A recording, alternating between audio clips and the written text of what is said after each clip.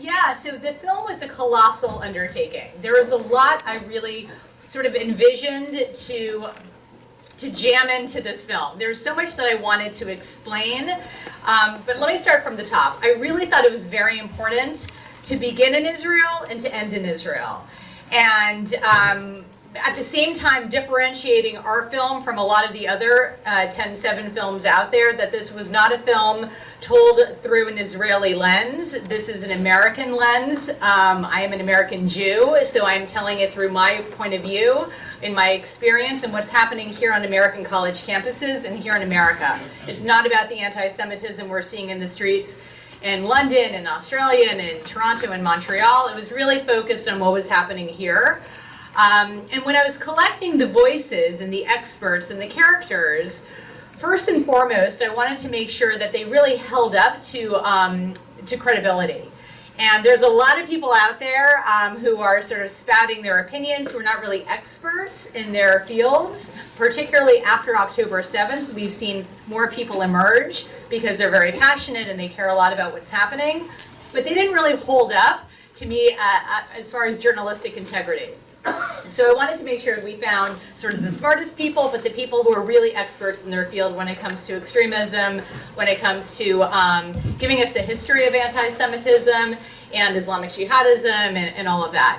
I wanted it also to be bipartisan. This was not a film about the Republican Party or the Democratic Party, but at the same time, what is newsy to me, and I think to many of us, it is what is happening in the progressive left of the Democratic Party, and the, not just refusal to call out the anti-Semitism, but almost a hostility, not even almost, a hostility towards Israel and towards even the term Zionism. So to have someone like Richie Torres, who is unabashed, unapologetic, takes a lot of heat. You see all of the hate that he gets in the film for being pro-Israel, but at the same time being LGBTQ, Hispanic, Black, and part of the Progressive Caucus, which he actually had to resign from in December because he was getting so much hate. We don't go into that. But he's really, really interesting. So it shows you what's happening for the people who are standing up and speaking out. Kirsten Gillibrand also, being a Democrat, was important. But at the same time, we're seeing Elise Stefanik, and we're seeing the Republicans too. So that was very important. As far as finding characters for the film, we interviewed, I don't know, a dozen or so college students, a bunch actually here from Southern California, several students from USC, in addition to Tessa, who actually came in much later. I did a bunch of interviews in New York with NYU students, other Penn students, Harvard, and ultimately we went for the best stories. You know, it's storytelling, and as Inbal can speak to, it's all about the character. You know, we didn't want something boring. We didn't want something academic and really wonky. It needed to move. We needed to be really inspired by our characters and invested in their stories. So the challenge, of course, is weaving together the smart academics and the experts with strong characters and strong storytelling, and I'll let Inbal speak to that, and Nimrod. But as far as my editors, you know, it was also very personally important to me, and I sort of, you know, thought about this a lot because I always say, you know, the film is only as strong as your editors, that I wanted to make sure that my editors were Jewish was very, very important to me from the beginning. And then I had like an extra sort of asterisk next to that. It would be even better if they were Israeli. And both of my editors, Inbal and Nimrod, are Israeli. And they met in the IDF, so they have a beautiful story about how they came together and how they came to this project. But that was very important. So while this is told through an American lens, because I am American, it was so important to me that the Israeli experience too, and sort of mindset and framework and their sort of sensibility about all of it is also part of this film. And that was frankly a lot of back and forth between all of us as to what they saw and what I saw. And not only that, it was also important to have non-Jews as part of our team. So I intentionally hired non-Jews because I needed to see what was going to resonate with them, so we can get outside of the echo chamber, so we can make sure that this film is powerful beyond the Jewish community, but that it's really impactful and it's teaching people. So my very first hire before my editors was my first producer, Kelly Hartman, who's not Jewish. She's a young millennial, so that was important. The age also, generationally speaking, I'm Gen X. So to have sort of a diversity on the team was, I think, fundamental to making this film so powerful. So why don't we turn to Inbal and Nimrod and your unique perspectives as Israelis, as veterans of the IDF, but living here in the U.S., and maybe what your perspective was in the film and maybe where it was a little different from Wendy's. Wendy contacted me through a mutual colleague back in, I think, November for the first time, and I was finishing a film about Stormy Daniels and still dealing with my initial trauma. Have you seen that? It's a pretty funny movie. And still dealing with the trauma, immediate trauma of how much news I'm even going to consume. Can I continue my life? What am I even going to do next? And I wasn't sure I wanted to delve into an October 7th film, but it almost seems like there was nothing else I could do, because it all felt superfluous or meaningless. And so in my, I think, Nimrod careers too, I delved into very difficult subject matters with documentaries, and haven't done anything about Israel in a while, but you know, Wendy's enthusiasm and passion is contagious, and I said, okay, this is, you have a lot of ideas here. How do we rein it in to really make it have a strong point of view, a strong narrative, sort of containment around, and slowly it came together. So it took a while. I said, I have one condition, Nimrod has to cut it with me. I'm not doing this alone. So I brought Nimrod on board. We brought later other editors and an archival producer, and built a really small but mighty team to sort of try to find our way through all this wealth of material, keep it moving, keep it exciting, with all the footage we collected from the demonstrations and from everything that was going on inside campuses that was now available on every social media platform you can imagine. And you know, really seize the potential of the story while you're hopefully moved and compelled to feel and not just think. So Nimrod, if you can build on that a little bit, and also, you know, as you were going through this treasure trove of materials coming from so many different places, both verified and unverified, as you were going through, were there any aha moments or the surprise moments as you were pulling together all this various material? Yes, it was.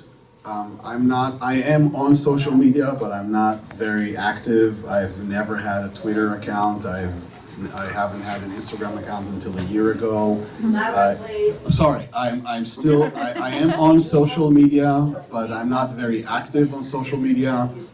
What is happening to the progressive wing on social media?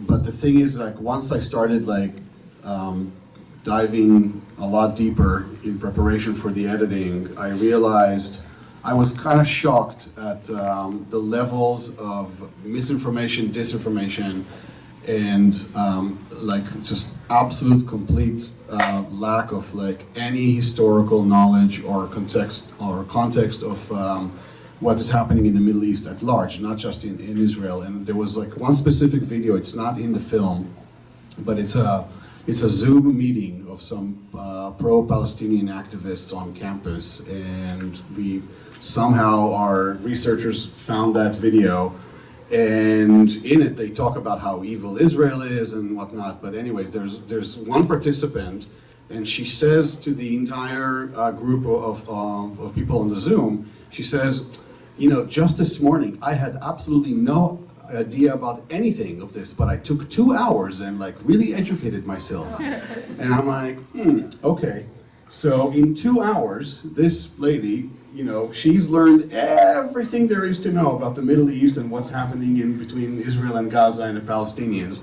And to me, it was just shocking, because I would never presume to know anything about anything from having read 2 hours online.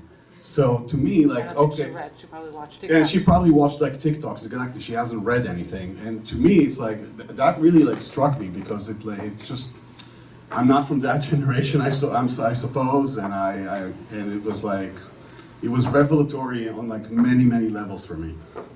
So after today's, both the film and this Q&A will be about 2 hours, so expecting everyone to be an expert when you walk out tonight. So Wendy, you were out there and you were part of every interview that you did. You have in the film just a couple people from Hollywood, Deborah Messing, one of the executive producers, and Michael Rappaport, who spoke very passionately and in his uniquely eloquent way about the challenges. So when you were out and during production, what about surprises for you? Either in who participated, who did it, or even some of how these organizations are connected to one another? So I did all of the interviews. We shot about 80 interviews, only 40 of which made it into the film. The silence in Hollywood, I think is what you're sort of alluding to, with Michael, who's fantastic. We could do an entire like short film on Michael's interview, who's so funny. He's amazing. But yeah, the silence, I call it the silence meets the hostility in Hollywood, right? It's both that's happening. And I wasn't so surprised. I think some people were really surprised. I wasn't. I have been following the anti-Zionism that's been existing in the Democratic Party, in the entertainment industry, in the film industry, in progressive circles for a while now. And so I wasn't surprised. I was, disappointed, I guess, but not shocked. What I think you're also alluding to sort of what's been happening post-production as far as this film. And what is really upsetting is that these films about Israel and about October 7th, or that are even being directed by Israeli filmmakers, and I would argue maybe even Jewish filmmakers who are Zionists, those films are largely being boycotted at the big film festivals. And someone asked me, I think you guys, I'm forgetting your name, Dana's, your boyfriend, Tom, is your name? Tim. You would ask me about film festivals, and I said, I'm going to talk about this. We applied to Sundance and South by and Woodstock and some of the bigger film festivals. And I'm not going to, say, oh, we didn't get in because they hate Israel. But we have a lot of reason to believe that there's a bias going on in the independent film community. And I know this because people have reached out to me to tell me that there are watchers at these film festivals and there's this bias happening. So there is something pretty pernicious going on in the climate of the film festival world. Hollywood a little bit, although, Jews run Hollywood, yet, no one can get a lot of these films to be acquired by streamers and to be put into broadcast television right now. So I think people, like, when I talk about this, audiences are pretty surprised. And that's alarming, right? And it's not just happening in the film industry, it's happening in publishing right now too, and there's been a lot of articles about this. So there's definitely, it's a difficult environment, but at the same time, I also want to say I've gotten a tremendous amount of support in the Hollywood community.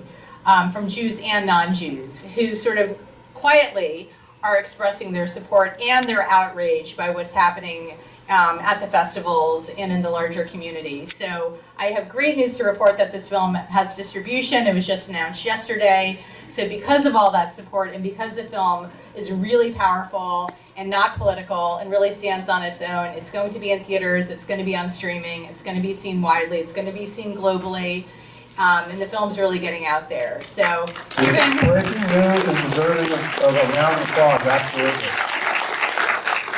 Festival distributors here too today. And my festival distributor is here also, Neil Friedman from Menumsha Films. Thank you so much, Neil, for also early on seeing the potential of this film. He saw a very early cut of it, and he said, this is a treatise on everything that's happened. This is one of the best documentaries I've ever seen. So thank you, Neil. Thank you. So let's pick on that and really sort of the messaging of the documentary. So when I turn to Nimrod and Inbal to you first, is you became involved in this, and what's the message that you hope you lived with it, you were editing it. What's the message that you hope to deliver with it? Well, for me, one of the initial early conversations I had with Wendy, back when the film was still called Primal Fear, is about generational trauma and how do we explain to audiences, certainly non-Jews, what does it make, how does a student feel on campus when they are either directly or indirectly targeted or even see a demonstration calling to eliminate Israel. And I said, well, let's go back and what did we feel on October 7th? I remember, logging in to Israeli TV that night from here and hearing people calling to the studio while they're hiding under the beds, whispering, I hear the terrorists outside, I'm here with my kids, we haven't had food or water in 10 hours, and several hours, and I'm scared, please send help. And as a Jew, you can't hear that and not think Anne Frank. You can't hear that and not think people are burnt alive as they did. It's just very palpable. And so I think my goal was to communicate how strong that trauma was triggered and how devastating it was for Jews here, whether they're my generation or current students, to turn on the news or go on campus or go on the streets and see people glorifying and condoning the attacks as a sort of freedom-fighting victory. It just was so unsettling, and the dissonance was really awful. And so I think with the pieces that we pulled from Shai Davidai and from Noah Tishby and sort of the Israelis that are here, expats, right? This is our experience. We help give that sense of the generational trauma. We built that with those first couple scenes, and then we let things unfold. And I'll just say one thing about the girl who educated herself in 2 hours. We worked a lot within our team to not look down upon, the younger generations as being stupid or gullible, or, I've done a lot of work in the cult space, so I didn't want to say, okay, they're stupid cult followers, right? They don't know. I have respect for people who are being indoctrinated. I don't want to understand where is the indoctrination coming from? Where was this mechanism of the meeting we saw in Philadelphia 30 years ago? Where did that start, this brainwashing? And it's not their fault. It's a whole system that's been built and put in place to infiltrate the higher education, the American higher education system. So we didn't want to just say, oh, they don't know what they're talking about, they're stupid. We want to really look beyond and deeper than that to understand where this is coming from. I'm going to just jump in on this because I think that's really important. Inbal was really sensitive to that, and I think it made the film a lot stronger because you see a lot out there about being really condescending towards these students who are the JVP, Jewish Voices of Peace, which we know not really Jews and not really for peace, and the SJP kids, and there's just a lot. You see a lot of that on social media. And Inbal in particular was very sensitive to making sure that we didn't do that. And I think the film is much better for that too, in that we're showing them respect, but that we're not making fun of them. And I think that's really important. So I think what's much stronger is to show the origin of where SJP came from and the funding, and we do that beautifully through the diagrams and through the congressional testimony from John Chanzer in his interview. And Nimrod can speak also because he developed the SJP scenes, just about sort of the eureka moments for us in the film that were so important and really stand out, I think, in sort of an investigative piece of the film about understanding, that this has been going on for 30 years, if not more. It's not new, so we don't need to just blame the kids for being dumb kids. I would just go back to what my hope message was for the film, and it developed because when I signed on to the project, I thought that we are going to do something that will, help shed light and possibly like educate people and change minds. And I still very much hope that we achieve all of those things. But what I really learned through the process of especially like rolling out the film is that there is a massive clamoring for it within the Jewish community, and the film has a secondary or maybe even primary purpose in just screening, first of all, for Jewish audiences. And I'll tell you, like, I think everyone here, we all felt very alone and isolated on October 7th and in the immediate aftermath of the attack. My wife is not Jewish. I don't move around Jewish circles. I don't have many Jewish friends. It was a very, very isolating experience for me personally. And so to take the film to an audience like we have here, well, I presume mostly Jewish people, the thing is that it's sending a message of like, we're not alone, we're in this together. Israelis are more American now, and American Jews are more Israeli.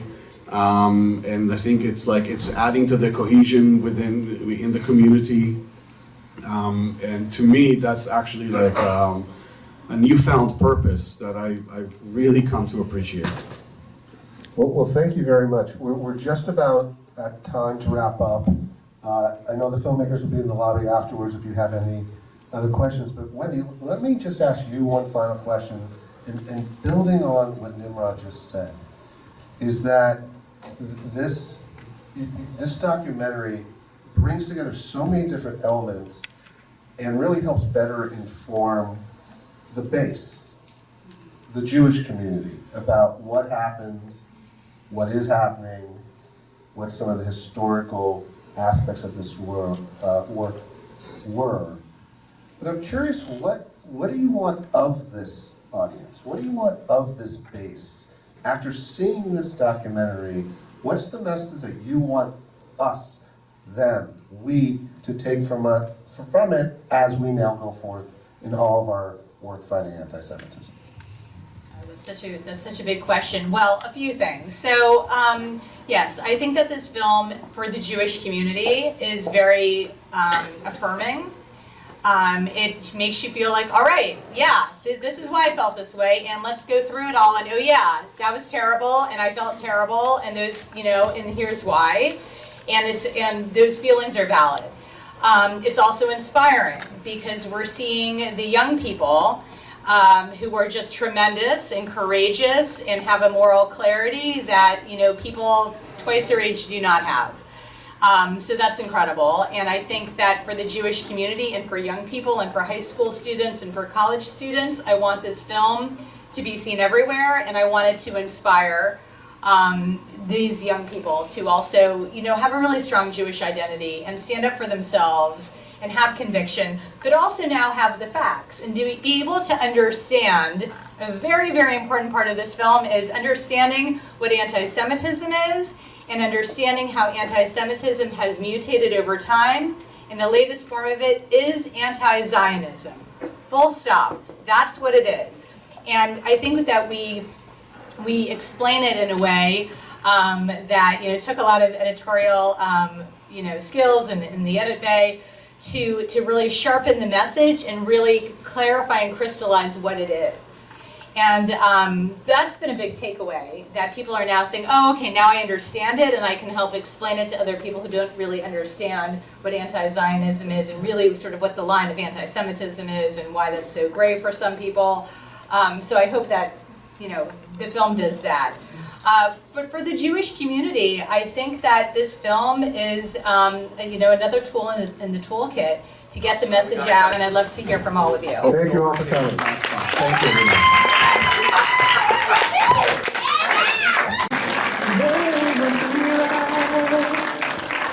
For every dark cloud cast, I ask, have you seen my light? Hold my head up when I'm feeling down, 'cause hope's all I need to survive. No, you to stand. Have you seen my light? Seen my light?